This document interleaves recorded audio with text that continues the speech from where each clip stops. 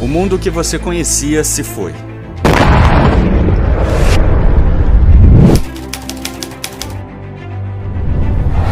Até onde você iria para trazê-lo de volta?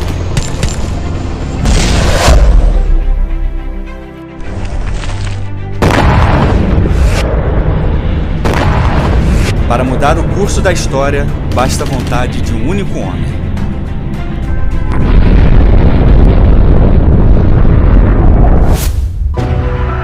A Segunda Guerra Mundial, Parte 1.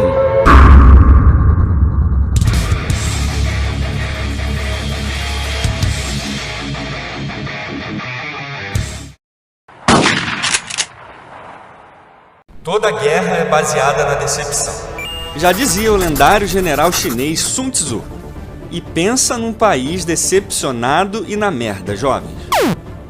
Depois da Primeira Guerra Mundial e a assinatura do Tratado de Versalhes, a Alemanha não tinha mais nada.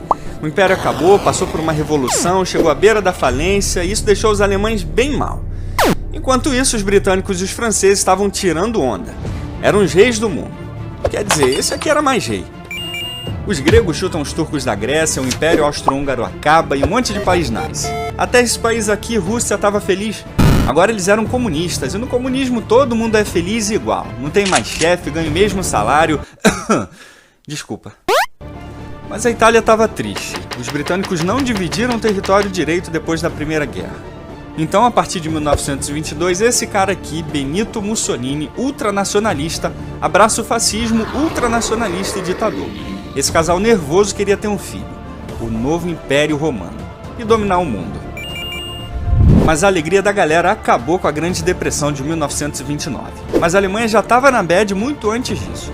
Criaram a República de Weimar em 1919, logo depois da queda do Império, e deu errado. O desemprego chegou a 30%, galera com fome, sem grana, com frio, a Alemanha estava fora de controle, pobre, até que... Toque, toque. Quem é? É Hitler. Ele sobe ao poder em 1933 com o Partido Nacional Socialista dos Trabalhadores Alemães, mais conhecido como Partido Nazista ou Nazi. Hitler faz uma lavagem cerebral no povo alemão com as reuniões de Nuremberg. Os cidadãos, na merda, ficam animadaços com os ideais bizarros daquele porco. O Império Alemão renasceria, alcançaria uma glória ainda maior e limparia a Alemanha com o sangue dos judeus. Na Ásia, a treta rolava solta. Depois da Primeira Guerra, o Japão sentiu o gostinho do Império e para ser o líder definitivo da Ásia só tinha um obstáculo: China. Mas você não pode invadir um país sem nenhum pretexto, a não ser que você seja Alemanha.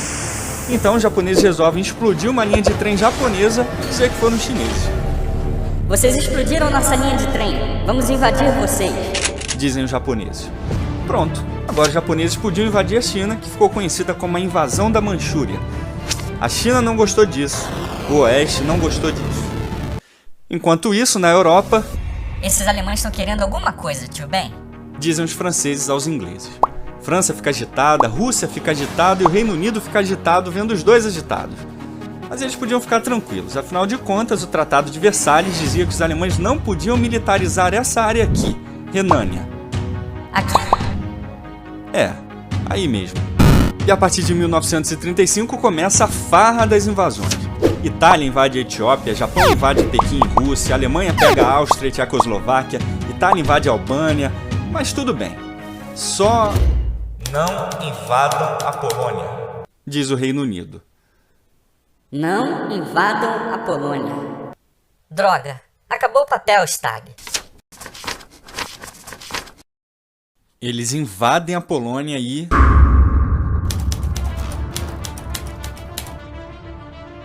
Reino Unido e França declaram guerra à Alemanha, que fazia parte das potências do eixo, que era uma aliança entre Alemanha, Itália e Japão, que já eram amiguinhos antes de começar a guerra. Então, se você arruma treta com um, arruma treta com três. E os três eram esses caras aqui: Hitler, Mussolini e Hirohito. Inicialmente, os aliados eram só o Reino Unido e França, e Polônia também, vai. Eles passaram mal enfrentando o Blitzkrieg alemão, uma tática de guerra devastadora que consistia em ataques rápidos, tanto aéreos quanto dos panzers alemães, seguidos da infantaria que terminava ocupando o local. Os inimigos ficavam em confusão total depois do ataque.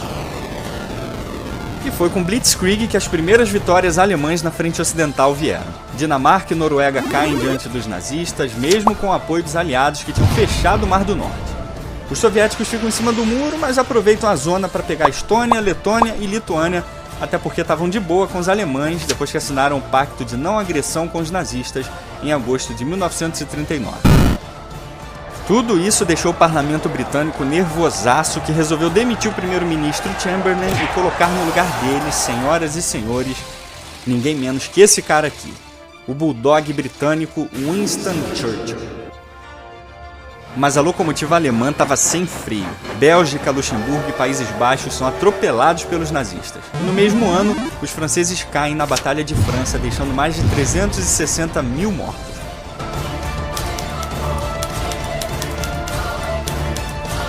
Os britânicos só tinham duas alternativas agora: recuar ou morrer. Na lendária Batalha de Dunkirk, 400 mil soldados aliados foram cercados por uma divisão Panzer nazista com o dobro de homens. A Operação Dínamo foi criada para resgatar 120 mil homens até Dover, na Inglaterra. Mas 10 dias depois, ela salvou mais de 330 mil, sendo considerado um verdadeiro milagre. Pequenos barcos de passeio foram fundamentais para resgatar os soldados, e a solidariedade do povo britânico nessa operação foi chamada de Espírito de Dunkirk. Winston Churchill faz seu lendário discurso após essa operação: "We shall fight on the beaches." O discurso legendado está na descrição, assistam aí, jovens, o negócio é épico. Mas a Itália também parte para o ataque e invade a França, concluindo a ocupação do país junto com os nazistas. A França cai e o continente europeu é fechado, e Hungria, Romênia e Eslováquia se juntam ao eixo. Agora que a França tinha caído, só uma força podia parar a Alemanha: o Reino Unido. A Luftwaffe invade os céus britânicos numa série de ofensivas para acabar com a força aérea real. Mas sob a liderança de Churchill, os britânicos conseguem uma vitória decisiva na Batalha da Grã-Bretanha em 31 de outubro de 1940, sendo considerado um momento crucial na virada aliada. Essa foi a primeira grande batalha aérea na história das guerras. Na frente oriental, China e Japão estavam num estado de espera, e agora que a Europa Central estava dominada, era a vez da Rússia. Mas lembra que eles tinham um pacto de não agressão? Acabou o papel de novo. Hitler fascista detesta Stalin comunista. Então o eixo invade a União Soviética na Operação Barbarossa para exterminar o militarismo e o comunismo russo. A Batalha de Kiev entrou para a história como o maior cerco militar de todos os tempos. Mais de 800 mil soviéticos foram cercados e 616 mil mortos ou capturados em um mês de batalha. Os russos amargaram a pior derrota da sua história. Eles também foram derrotados no cerco de Sebastopol em outubro de 1941. Nessa ofensiva, as únicas vitórias russas foram a defesa impressionante na Batalha de Moscou e o cerco a Leningrado, que durou mais de 900 dias e deixou mais de 1 milhão de mortos. Os soviéticos precisavam de ajuda. A partir de agora, britânicos e russos lutariam do mesmo lado. Os russos queriam vingança e eles a teriam. Agora era a vez do Japão. Ele ataca a Indochina francesa para bloquear os suprimentos americanos e ingleses aos chineses, aumentando a tensão nos governos europeus e americanos. Os Estados Unidos respondem cortando totalmente o fornecimento de petróleo ao Japão, que representava 80% de todo o petróleo do país. Para os japoneses, isso foi uma declaração de guerra americana e eles queriam retribuição. A frota americana no Pacífico tinha que ser destruída. E no amanhecer do dia 7 de dezembro de 1941, o rumo da Segunda Guerra Mundial mudaria definitivamente.